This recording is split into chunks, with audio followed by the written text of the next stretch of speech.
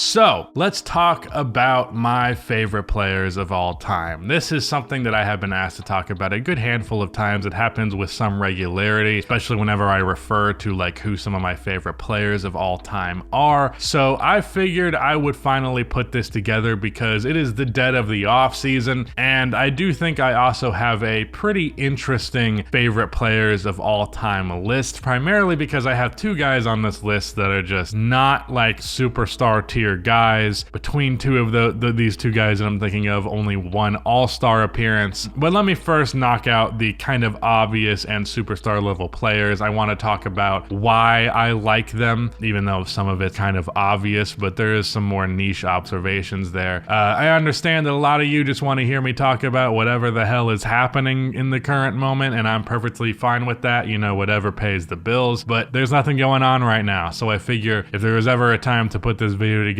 now would be it. Hello everybody, welcome to Us Rusty Bucket. Subscribe to the channel if you have not already and drop a like on this video. It only takes 1 second and makes a massive difference in how the video performs in the YouTube algorithm. As we all well know, or I guess you don't, but for those of you who do, you can kind of guess just from the background on my main channel videos. Kobe and Stephen Curry are my two favorite players of all time, and Kobe will probably always have that #1 place, but there's really only one other guy who's even come close to competing for that spot, and that is of course Stephen Curry. So I have a weird relationship with the Kobe thing because I became an NBA fan after he tore his Achilles. So it's not like I got to experience peak Kobe Bryant with regularity. Now, I was a Kobe fan before I was even an NBA fan, which is the weird thing about it. So I caught a game here or there. I think I ended up watching him in like the 2010 finals a little bit. I think my dad might have been watching it and I just happened to tune in. But overall,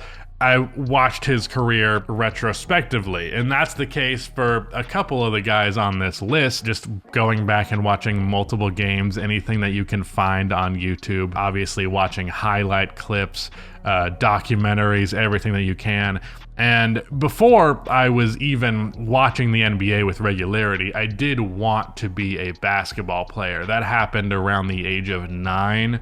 Didn't really start watching the NBA regularly till I was 13, but YouTube was a thing when I was 9, believe it or not. I know a lot of you think I was 9 in like 1972, but it was 2009 when I was 9, I'll have you know. And a very, very common thing, probably the most common type of basketball video you could find on YouTube in that day and age, was Kobe Bryant motivation mix, which is it'd be interview clips of his, footage of him working out, footage of him like highlights from games, all of that super cut into like these mixes with music and these quotes and all of that. And it was meant to be a motivational thing, something that you could watch if you were a young kid aspiring to be a basketball player and get the motivation to actually, you know, work towards actually achieving that goal. And when I was that age, I wanted to be a basketball player quite a bit. Unfortunately, I'm talking to a camera right now about basketball instead of playing it, so it clearly didn't work out that way. But because of that, Kobe very much had a imprint on my idea of work ethic, and for that reason, I have a more personal connection to him than really any other basketball player. But in the case of Steph I got to watch come up from, I believe he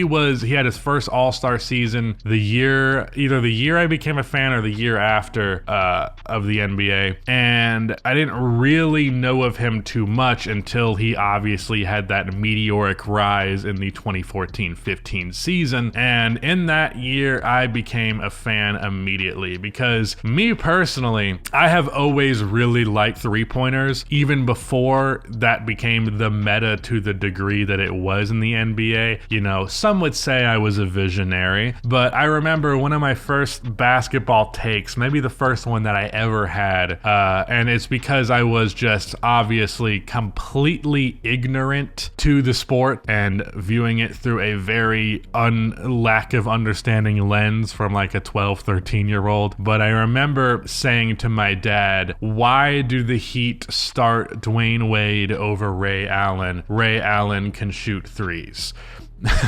Obviously, that's true. Ray Allen's a much better three-point shooter than Dwayne Wade, but not a better player overall. I didn't get that at the time, but I just valued three-point shooting to such a degree that I thought that made some logical sense. So when a player broke onto the scene and dominated from the three-point line to a degree that had just never been seen before, I was captivated, man. I was instantly locked in. But what's interesting is, as much as I was captivated by his game, I didn't really understand just how good he truly was. If you'll go back and actually look at some of my takes about Steph in the moment, early on into my YouTube career, like 2017, I know I put Russ over him on the top point guards list. I think for the season, I put Isaiah Thomas and his 29 points per game in Boston. I said that he was a better player than Steph that year, which, hey, he might have had the better season relative to expectations, but there was not a moment where Isaiah Thomas was better than Stephen Curry. But, you know,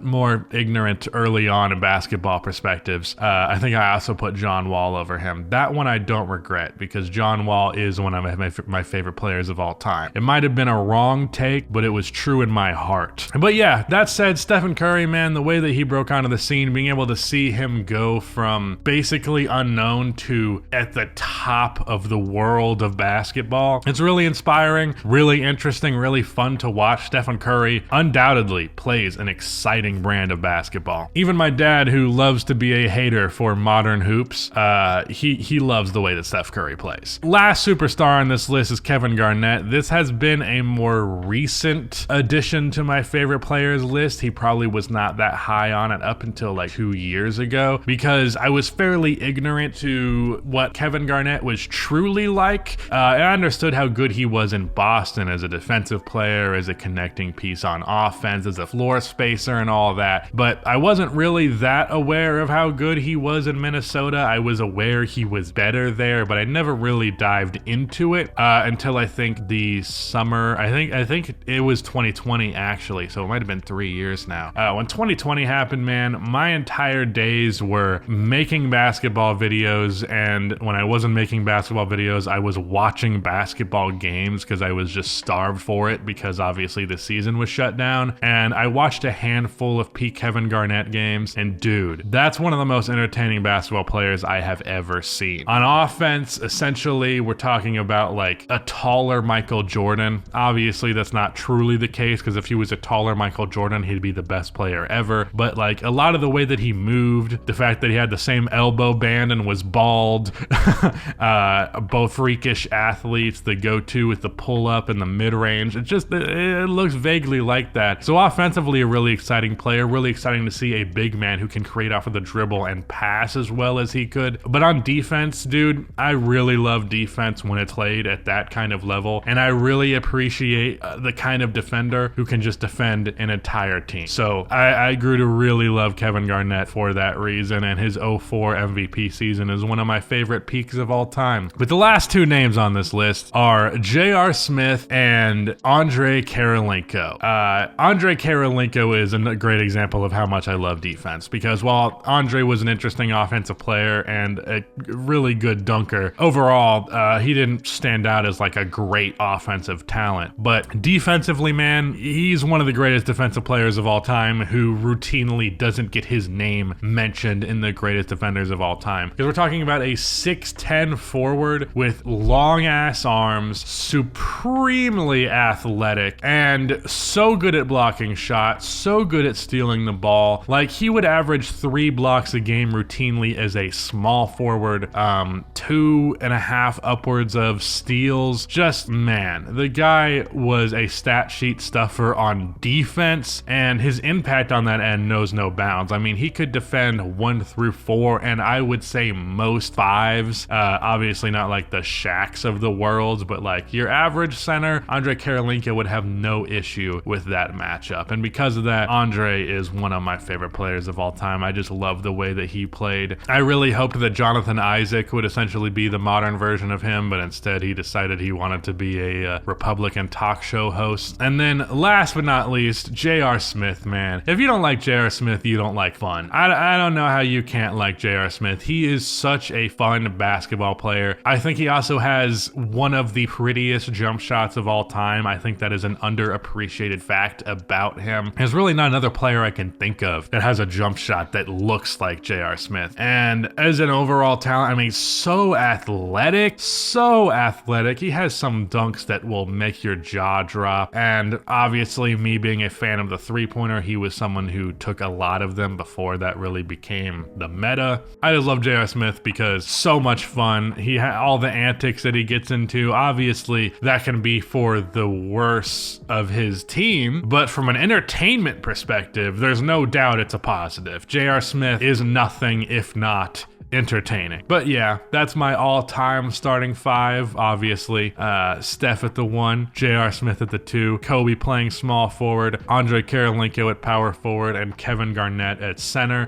Conveniently, basically all but the backcourt there are playing out of their typical position. But you know, that's just, I don't give a shit about positions that much. It technically looks like a starting five. What are you gonna do? Sue me. Anyways, that is it. Shout out to Rudy for editing this video, and goodbye.